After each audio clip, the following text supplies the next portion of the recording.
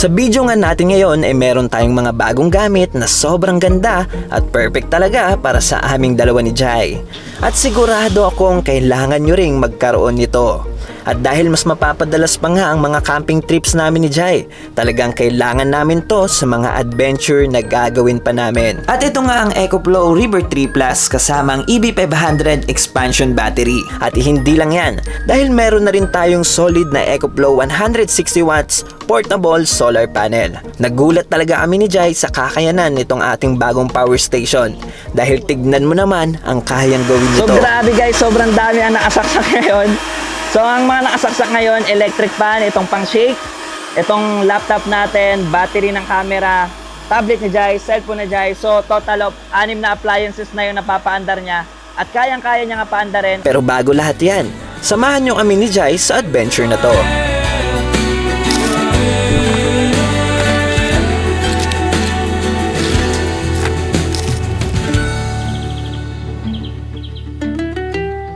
Lagi bang brownout sa inyo? At dahil madalas nga ang brownout sa Pilipinas, ang EcoFlow River 3 Plus at ang EB500 expansion battery ay para sa'yo. Samahan mo pa ng EcoFlow 160 watts portable solar panel.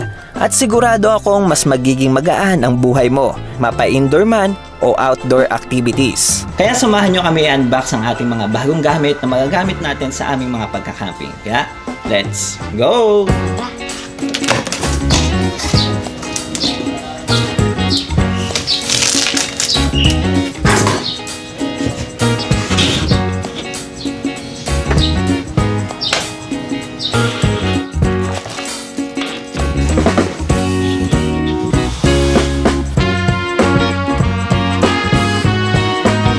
Sa Pilipinas, hindi natin maiiwasan ng brownouts. Pero kapag prepared ka, hindi ka maaapektuhan.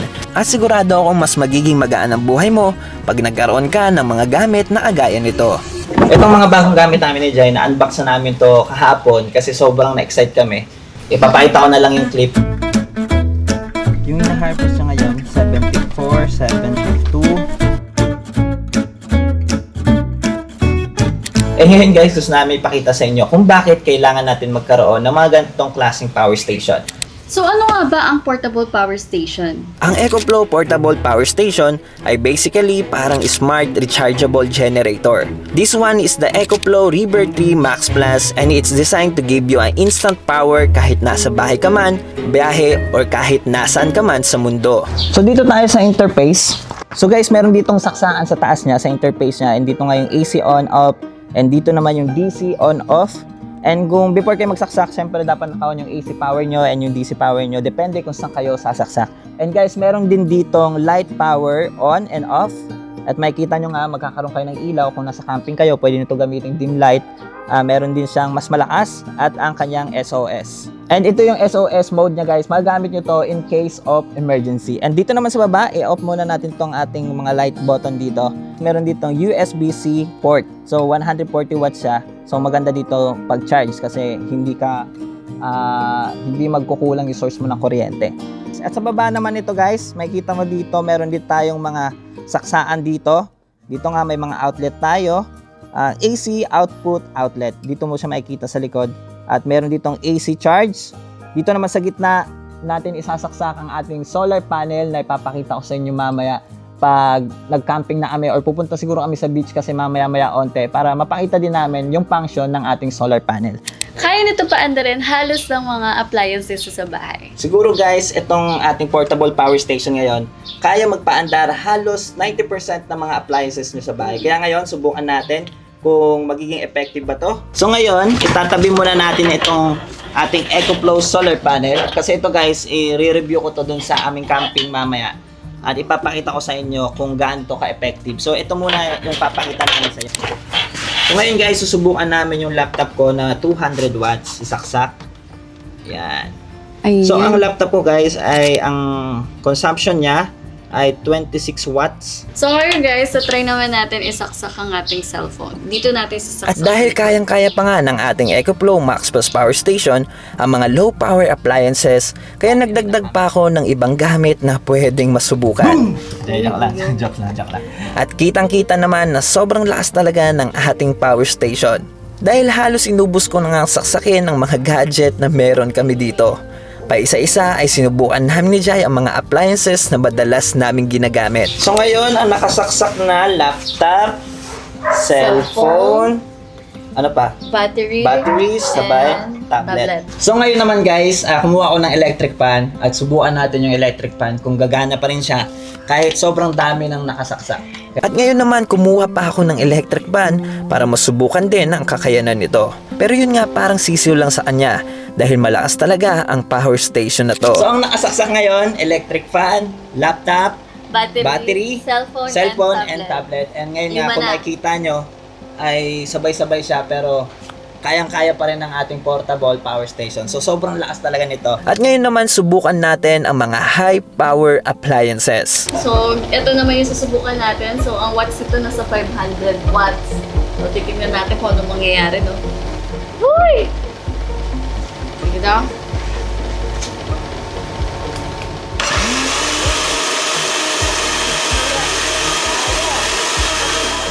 So grabe guys, sobrang dami ang nakasaksak ngayon.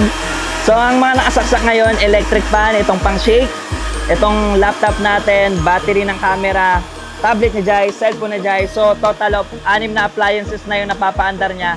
At kayang-kaya niya nga paandarin. At ang wattage ayan, ilang yung wattage dyan? 422, tapos kumakagat siya ng 500. Minsan nagpa 500 pero naglalaro lang siya sa 431, 435 ngayon. At ang maganda dito ay may X-Boost function nga siya. Kaya niya ngang i-handle ang mas malalakas na appliances nang hindi nag-o-overload. Ngayon naman guys, susubukan namin pagsabay-sabayin paandarin. Itong electric pan, itong ating pang shake, ang rice cooker, laptop, tablet and cellphone. Tatanggalin namin tong battery kasi mababa lang yung consumption na ng kuryente. And subukan na natin. I-on natin ngayon yung electric fan. I-3 natin para mas malakas. And i-on din natin tong ating shake. Asan na? Saan on niya? Ay, sa pangalawa. Yan. At ang power consumption niya ngayon ay 424, 430. And sige, saksak mo yung rice cooker, sayang. Naka-on.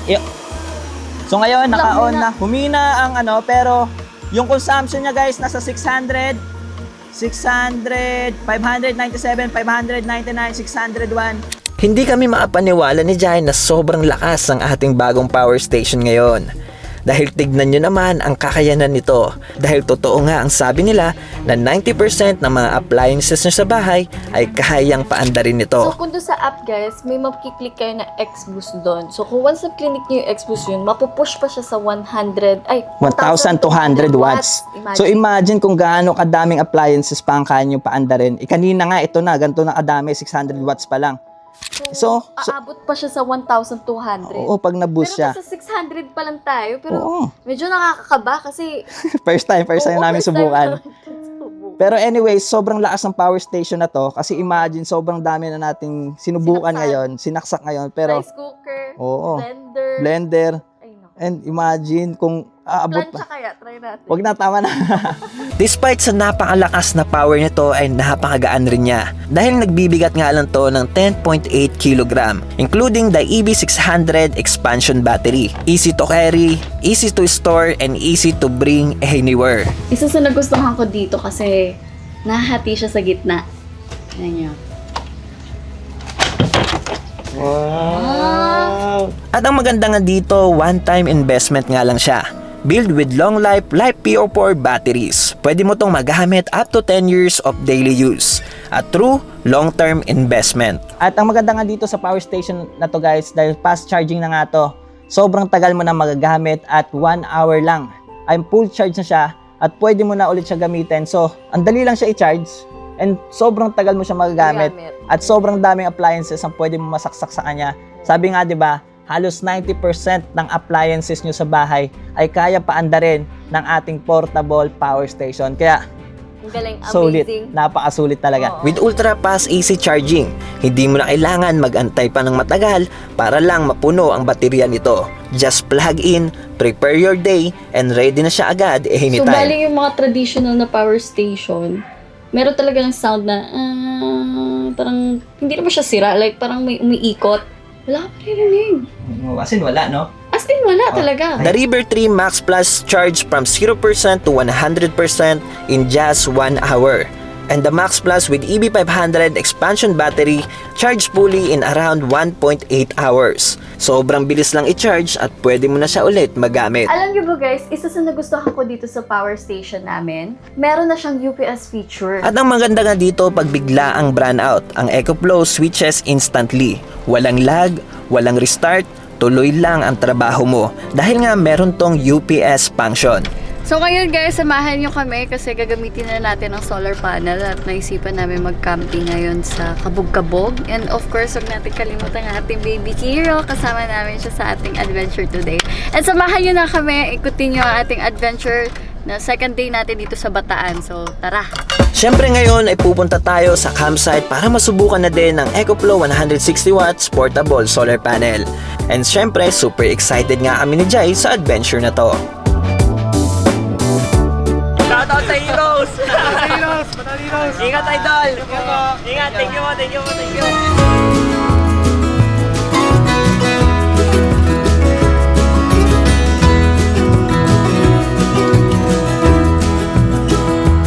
We all live on time we borrow, time our children to us lend. Here today, but gone tomorrow, like a spark fly. Kanina guys, napakita namin sa inyo kung gaano ka-powerful itong ating EcoFlow River 3 Max Plus. At ngayon naman, dala-dala natin ang ating portable solar panel and papakita ko rin sa inyo kung bakit kailangan nyo rin magkaroon nito. And we all need a mothers when the day is dark as night. Meet your unlimited power source. The EcoFlow 160 watts portable solar panel. High efficiency solar charging, kahit saan ka man basta matamaan ng araw ay pwede mo na tong magamit. Clean energy that keeps your power station running. Kahit nagre-relax nga lang kami ni Jai, ay meron kaming unlimited na source ng kuryente sa tulong ng So kalikasan. ayun guys, habang nagre-relax lang kami dito, naka-charge ang ating power station, meron tayong nakukuha ang free energy from nature.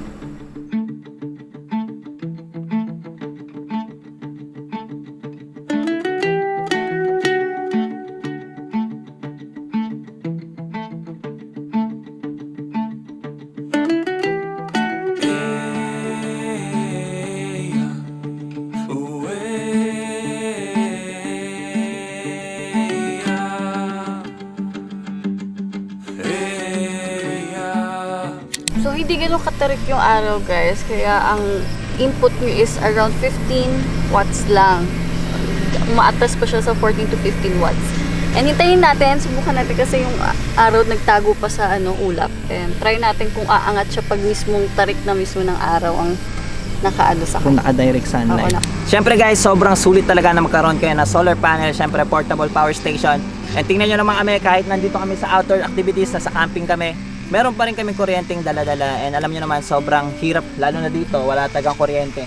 Pero may mga naman linya, pero what I mean is wala kang masasaksakan ng kuryente.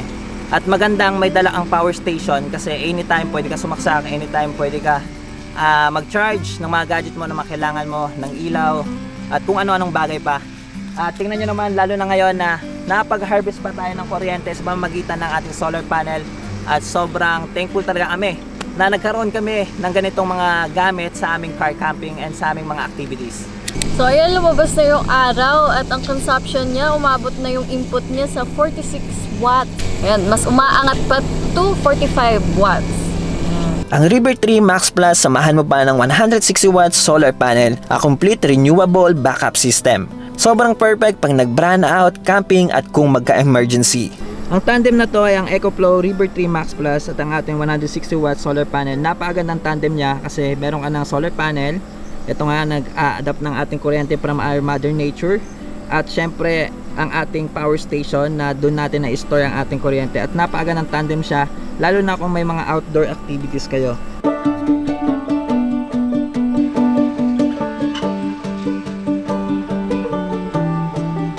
At alam nyo ba, ang benefit nitong solar panel, napaka-lightweight lang at hindi siya ganong kabalki pag ipapasok nyo na sa sasakyan. Kaya kung bubuhatin nyo, ganito lang siya kagaan. Mga 5 kilos lang ata siya eh, yung weight niya. Tapos ganyan na siya kadali itupi, guys. Oo, pwede nyo na siya iligpit. Yan na yun. Yan na siya. And ilalagay nyo lang sa gilid, sa corner ng sasakyan nyo. So, hindi na kayo mahihirapan pa, di ba? Hindi na kayo papahirapan ni EcoFlow. This 1212 EcoFlow's biggest sale of the year is here. Makakakuha nga ng napakalaking discount plus an extra 5% off with our code. Huwag mo na tong palagpasin dahil napakagandang deal nila to ngayong taon. At ilalagay ko nga sa comment section ng code para sa discount rate. Kaya hanggang sa muli, paalam!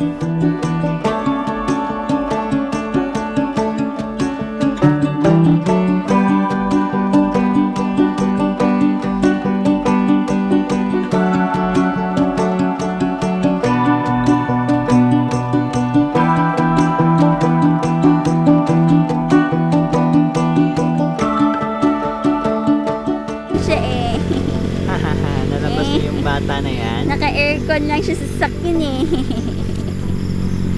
Naka-aircon na baby namin eh. Bawal pang lumapag yan guys, kaya buhat-buhat lang namin. Plus, naka-sanitize always.